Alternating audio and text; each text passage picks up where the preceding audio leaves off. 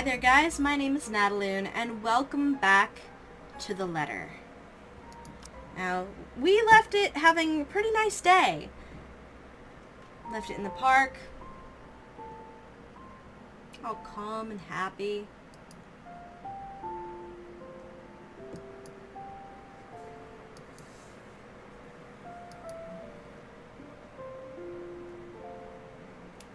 But I think this is a calm before a storm.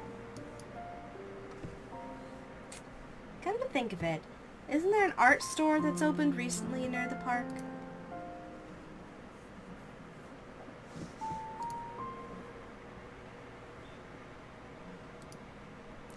The cat's name is Beruthiel. Or at least that's what his collar says. It's an odd name to give a cat, in my opinion. It speaks grace much like the one that carries it. It shows in the way he switches his tail and his eyes follow my hand's every movement. I'm not sure what he finds fascinating in me, to be honest. I wasn't the very picture of grace when he found me, after all. It was a bad idea carrying 2 heavy bags of newly bought art materials and groceries without help, or sure ride home. In hindsight, perhaps I shouldn't have bought these. All at the same time, I didn't even make it past the park to the nearest bus stop. Now I'm suffering underneath the glaring afternoon sun, hunched up on a park bench and drenched in sweat, in the company of a cat curiously watching my every movement. I hope it stays where it is. It's just a black cat, but back at home they're considered ill omens. Don't look at me like that. I can act graceful as well if I want to. Damn. Not that I've ever acted graceful in my life, of course. Growing up with rowdy younger brothers and a sister does that. Or maybe it's the opposite. Mom used to call me a little troublemaker before. Well, graceful or not, there's no use moping. A short breather and then I'm off home. Besides, isn't like company's bad, even if it's a cat, as long as it doesn't bite or crosses my path. But where's your owner anyway? He has one, doesn't he? An owner? That's what the collar is for, isn't it? A bandage is wrapped on one of its paws, though. I wonder what happened to it.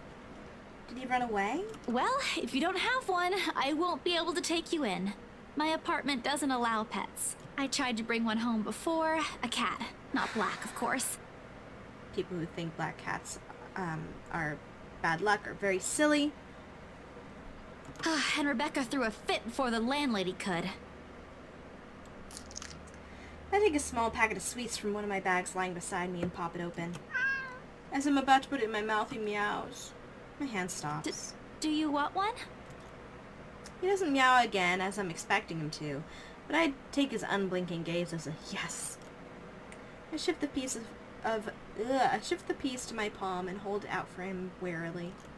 He sniffs it at once, twice, before... Borussia! Oh, like a good, properly trained pet, Beruthiel responds as soon as he's called. Recognition comes as soon as my head snaps up in the direction of the voice.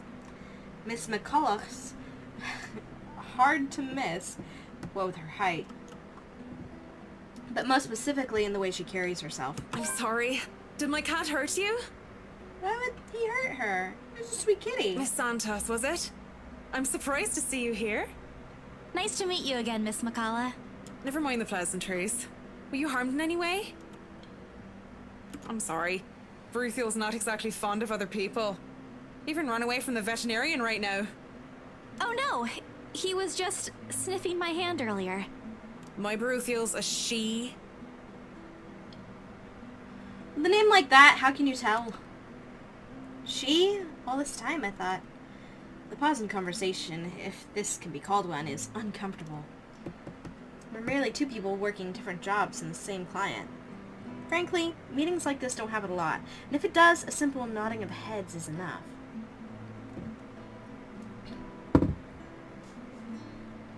Trying to be friendly won't hurt. I keep my tone cordial and warm. I'm actually surprised you have a cat, Miss McCullough. And why exactly is that? There are a lot of people who have their own pets. Yeah, but not a black one. I'm amazed you're taking care of one. I don't understand what you're trying to get at. Is there a problem with my cat? No, not at all. She's very sweet. Just in other cultures, aren't they a sign of bad luck?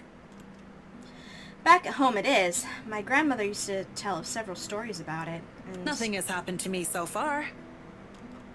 displeasure is evident in her face. Of course, I've forgotten that for other people, black cats are an omen of good luck. There you go again, running your mouth off, Isabella. I rack my brain for a way to remedy the situation, but she holds out a hand. This is a good place to stop and end this conversation, don't you think so? It is good to see you again, Miss Santos. A complete dismissal if I've ever heard one. I watch her as she leaves, though she stops shortly before crossing the threshold separating the park and the street. She faces me again, looking like there's something she's forgotten to say. By the way, about the Ermengarde mansion, with my clients, it's the rights. I mean, I hope you don't mind me asking, but has the deal been finalized? There's still a few papers they need, but the house is more or less theirs now. Ah, thank you. That's all I needed to know. Wait, about the mansion. The letter, the same one they saw. Whoever she is, she's asking for help. Someone. I want to tell Ms. McCulloch that the urban legends aren't just legends anymore. They're real.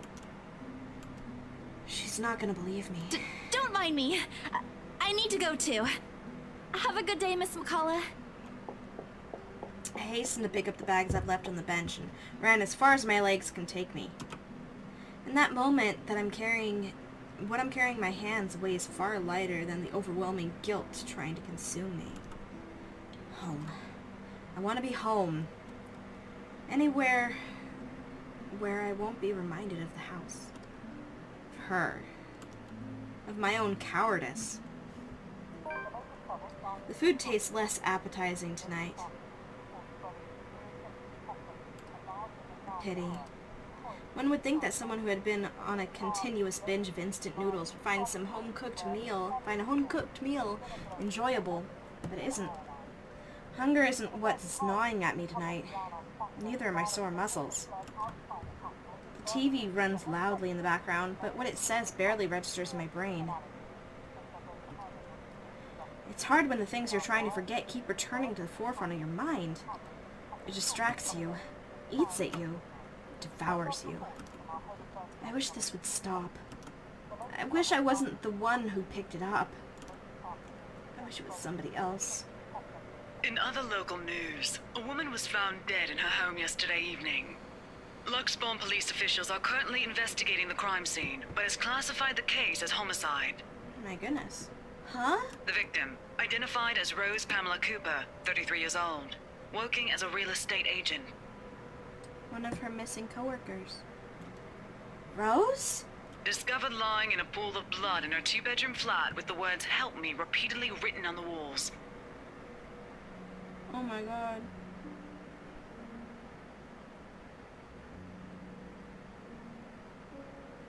Rose. No. No. This isn't what I want. This isn't supposed to happen. None of this is supposed to happen.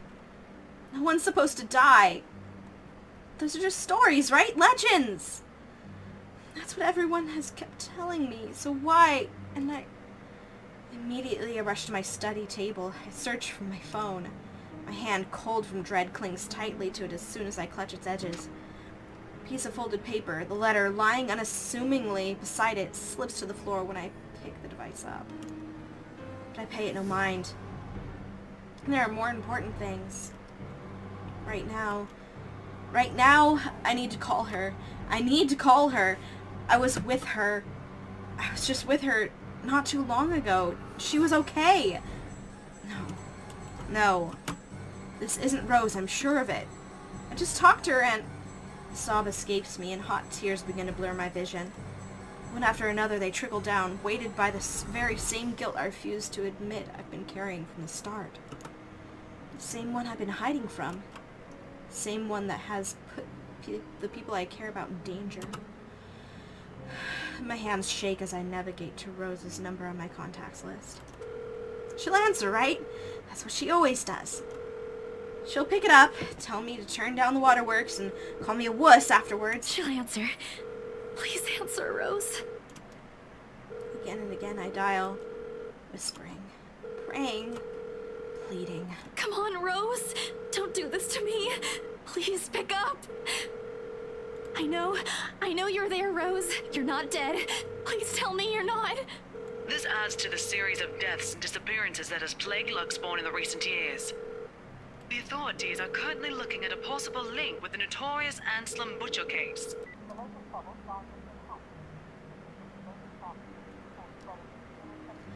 Deafening static sounds from my phone's speakers. But in my ears I can only hear the screams. Her pleas. Her whispers. Help me. We're not safe.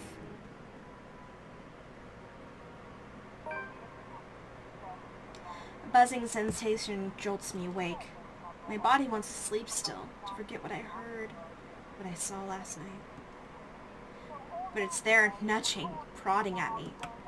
Slowly I become aware of how awkward my position is and the aches that accompany sleeping in a curled up position the night before. If I've even slept at all. The memories are impossible to forget now that Rose is gone. They say it's easier when you say it out loud. Instead, the words weigh heavier on me each time. She's gone. Gone because of me. Gone because one letter I was too curious to look at. I should have been more careful. I should have just kept my mouth shut. I should have destroyed it before anyone else had gotten involved. I should have... The notification on my laptop blinks incessantly, mockingly, when I look at it, as if it's calling me back to a sense of normalcy. I check it, nevertheless, out of habit more than anything. In light of recent events, there will be an all-staff emergency meeting from 1 p.m. to 2 p.m. Attendance is a must. Company changes, new hierarchy, and policies will all be discussed during the meeting. Everyone is expected to bring a copy of their own attendance logs and sales reports from the last 6 months to be submitted to your respective managers for review. We are expecting everyone's cooperation.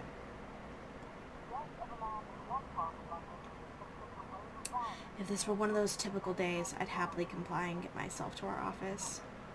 Today my limbs feel heavy.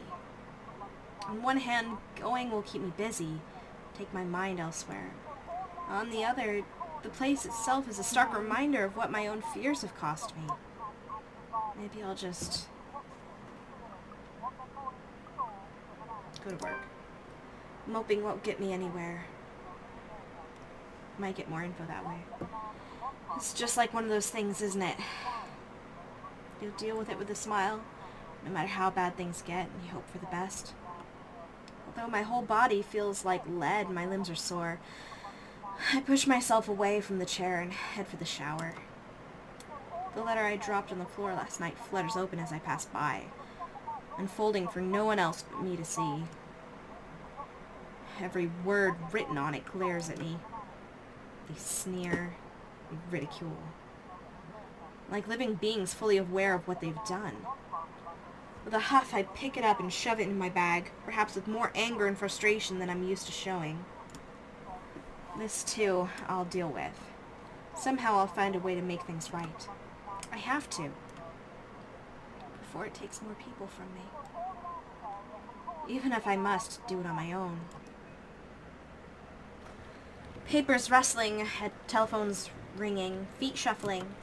Overall, today looks like a typical working day at Briar Realty Corporation. Except it isn't. The air is thick with tension and unspoken questions. No doubt everyone present has heard about it. If they've missed tonight's report, they'll likely see it in the morning news, in the papers, or on various news sites or on the internet. Everywhere is a bitter reminder. In fact, everyone's given me a wide berth, as though the mere mention of Rose will be enough to trigger something in me.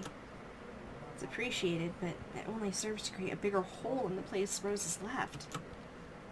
After lunch, my boss calls for a meeting.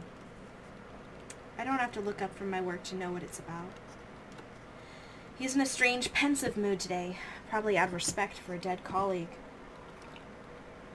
Oddly, I'd appreciate it more if he just shouted at me today. Make it feel more normal, I suppose. Anything is better. I'm sure you've all heard of what happened to Miss Cooper. She was a valued member of our team and she will be missed. There's no date for a funeral, yet, but those who wish to attend, kindly speak with your respective supervisors. By the way, has anyone heard about our still AWOL staff? None? HR, you know what to do. Santos, a word? In my office? At the end of it, I've been given the entirety of Rose's workload, including finalizing the rights papers, and I've been promised an ample compensation for my efforts. I think he's expecting me to be happy about it. Instead, I immerse myself in my work. I have to, anyway, if I want to forget. Time flies when you do, and time flies when you do, and by the time I give notice, it's already late. Everyone's already gone, leaving me in the company of a radio and a member of our janitorial staff. I don't even know his name. Rose likely does. She remembers people easily like The that. Luxbon Police Department continues its search for the following reported missing people. The radio blares one recognizable name after another. Hold on a second. Missing? Aren't they... Still, I've got to check. Frantic, I turn my back to my desktop. The loud tapping of my fingers against the keys fills the office for the better part of my shift as I look through everything. The background about the place, its history from current owners and list of employees hired under BRC. And I'm right. Of course I am. BRC may have had a lot of staff, they may have had a lot of agents hired under their company, but I'll remember those names anywhere.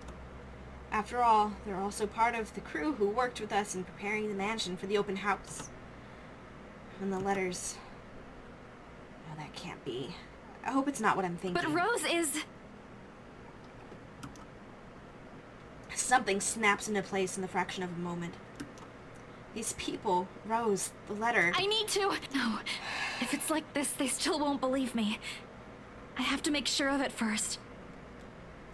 Evidence doesn't lie. That's what Ash often says, right? If I have proof, then maybe... I don't want to get my hopes up yet, but maybe there's still a way I can save them. The letter, my phone, papers, anything that will be useful. I grab all of them and stuff them into my bag. I can't stay here. There's something I need to do. There's something those people should... The noise cuts sharply through the room, stopping my hand short of cramming a pen into my bag. Hello? Anyone there? Someone must have left their printer open again. I may be in a hurry, but if I don't turn it off, another person's certainly going to have a fit tomorrow over wasted company resources. Most of the time, it's Rose who does the nagging, but the clicking of my pen in my hand is a welcome distraction as I search for the said object. Each stride my feet takes also echoes throughout the empty workplace. I've lost sight of the janitor minutes ago, and with me being the only one left, the tapping of my feet against the wooden floor is something I soon learned to appreciate. It doesn't take me long to find it. By the time I turn it off, 5 copies have already strewn around on the ground, the paper tray having also been left ajar. Weird. Sighing, I pick each of it up to put someplace proper. But the page that greets me next makes my blood run cold. The chill that makes its way up my spine is as numbing as the day in the attic. The sheets crinkle under my tense grip. All I can hear is my breathing as it rasps through my gritted teeth. But before I can even gather myself, take the first steps out of here, total darkness suddenly envelops me. As if hearing every horrid thought running inside my head right now, something snaps. soft creak grating through the thin veil of stillness that has descended in the room. Every muscle, every bone in my body goes rigid at the sound. Familiar. So familiar now. Yet my own traitorous curiosity presses me to take a careful peek over the cubicle's wall. It's her, standing in the only exit of the office, albeit facing away from me. Are you sure? She doesn't even need to turn around for me to know it's the same misshapen face, tattered clothes, and unsightly gait. The same person in the attic. I take a step back and the pen I'm holding slips from my hand. Her entire head turns. A scream almost escapes my mouth, and I duck under my table as quickly as I can. My heart is pounding against my chest. I can hear the bone-chilling sounds of her walk, the weird clicking that follows her, and telltale squelch of something wet as she walks toward me. Nearer and nearer. Sounds are slowly getting louder, and the only thing keeping the whimper from escaping me is my hand as it covers my mouth. Someone, please save me. Anyone! I close my eyes, muttering a continuous stream of prayers, all while attempting to steady my own breathing. Please, please don't let her near me, or let her hear me. Oh.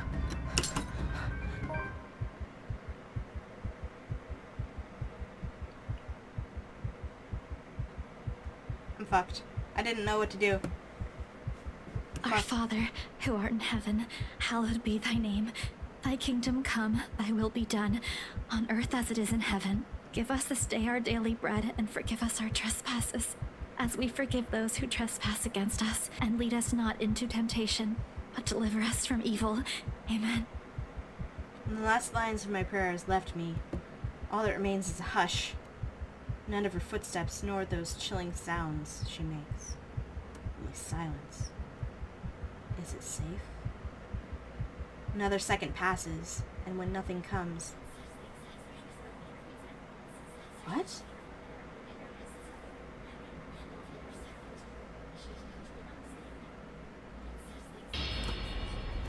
Oh my god!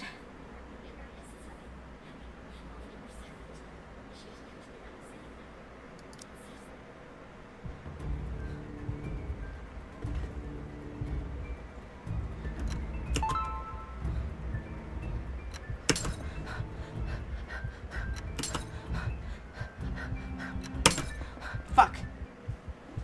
Our Father, give us and lead...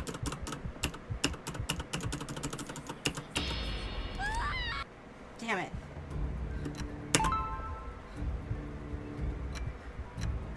Fuck.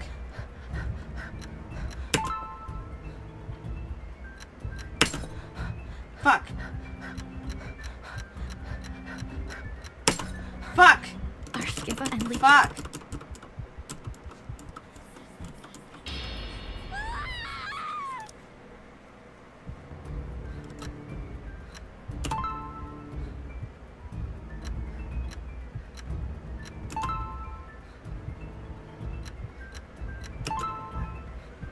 Okay.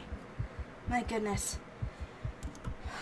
Seconds, minutes stretch out before me, agonizingly. Is she gone? Slowly I open my eyes to take a peek. I don't dare move or make a noise. In the face of such terror, I can only beg, let out silent pleas to whoever is out there. Please, please don't let her notice. I want to live.